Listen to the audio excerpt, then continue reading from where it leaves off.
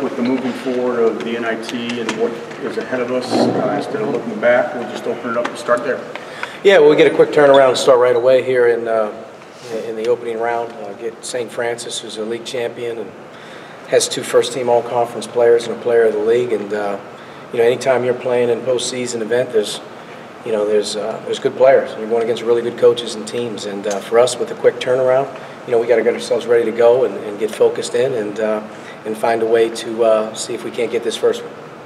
Did yesterday change at all how you view non-conference scheduling or how you view the 20-game schedule in the Big Ten? No, I really haven't thought a lot about it. Our non-conference schedule and our schedule in general was clearly not our problem. Winning the games that we needed to win was the problem. So, if you win a couple more games here or there, maybe just one more, we're not talking about non-conference scheduling and whatnot. And we had our opportunities, and I think everybody in our program knows that we didn't get enough of what we needed to get done in January and February. I also think at the end of the day we're playing pretty good basketball here at the end, and we need to see if we can't carry that over. And if you get a couple wins here in the postseason, regardless of what you're doing, that will really change individual players' path into their futures, and build more confidence, get more reps, and that's what we're looking for right now. What's been your message to the team the last 24 hours or so? Our message is at the end of the day, if you have an opportunity to put an Indiana jersey on, you better be ready to play. And, for us, obviously there's disappointment, but at the same time there's also opportunity. And we need to focus in on the opportunity, and then we need to be ready to go. I think anytime you have a chance to win a game, it changes the complexion of your group, the morale. And, we have an opportunity tomorrow night to win a game. That's what we got to try to do. How much value can there be for this young team getting to play on? Basically, just every opportunity you can get going forward, just keep these guys together and keep playing. Experience is everything. Winning games in March is everything. Finding a way to win a postseason tournament game, whether that's the Big Ten, the NCAA, or here in the NIT. There's great teams in the NIT. There's teams that could win games in the NCAA tournament. And the more you advance in it, the more your confidence level and the more big game experience you get. And you have really 2 freshmen and 2 sophomores that played heavy minutes this year. You got some guys on the bench that are going to play a different role as we get into this. And, we have to find a way to get guys to finish and find a way individually to feel good about what's moving forward. How much does it change for you rotation-wise, if anything at all, when you think about the NIT or you think about, elimination play, that sort of thing?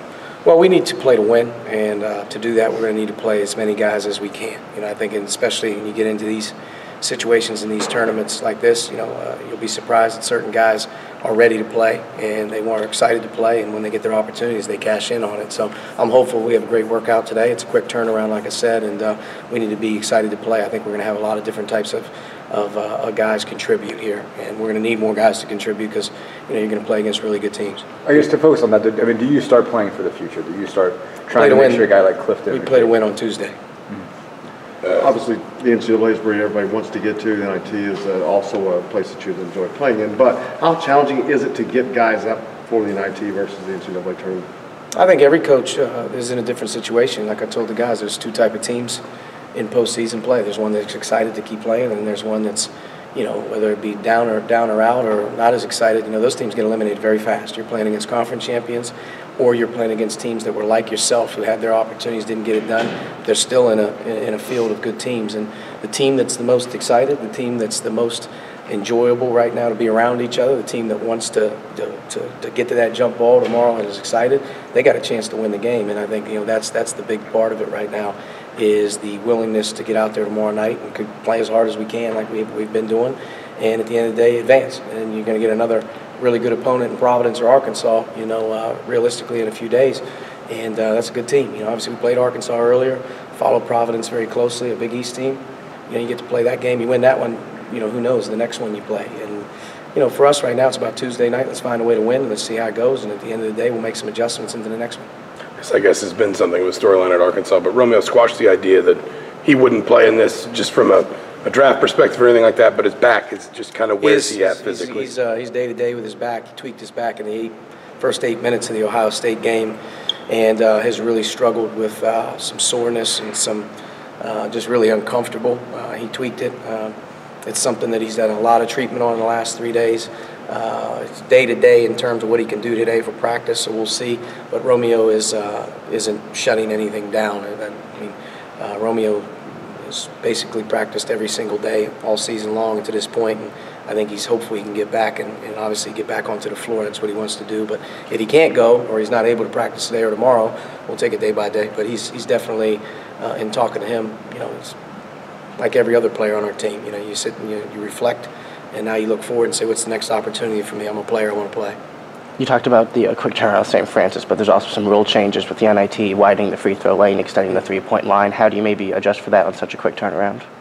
Players won't even realize it. I think at the end of the day, there's a couple things our staff will have to make a point of emphasis on us understanding what's going on. Fouls and the shot clock reset are things that our team needs to be addressed. The line going back to the international line, I don't feel like that's ever really been a problem. I think guys shoot behind the line anyway. The widening of the lane is a good thing. Obviously you widen that lane up, you continue to open up the floor a little bit. All these rule changes that they put in place for the NIT, I think have all been positive over the course of the years, and just watching the games and listening to the coaches after the fact. So there's some things our players will have to understand, whether it's the fouls, resetting, or it's the shot clock, going down on an offensive rebound. But in terms of the line and the widening of the lane, I don't think the players will really see much of an effect on that. Anything in particular about St. Francis that jumps out at you?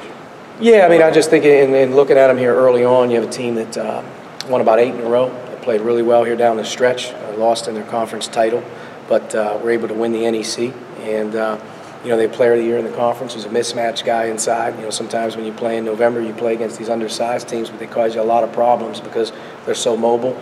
They have a really, really good point guard. Again, first team all-conference player who's terrific, quick kind of guy, and they get some shooters. But I think just in general, what you're going to deal with is a team that's, obviously really amped up to play Indiana, and Indiana's got to find a way to be really amped up to play the game as well.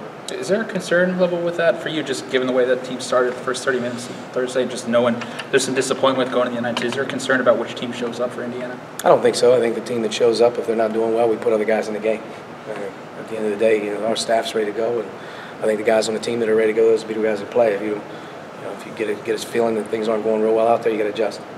All right, Coach. Thank you. Thank you.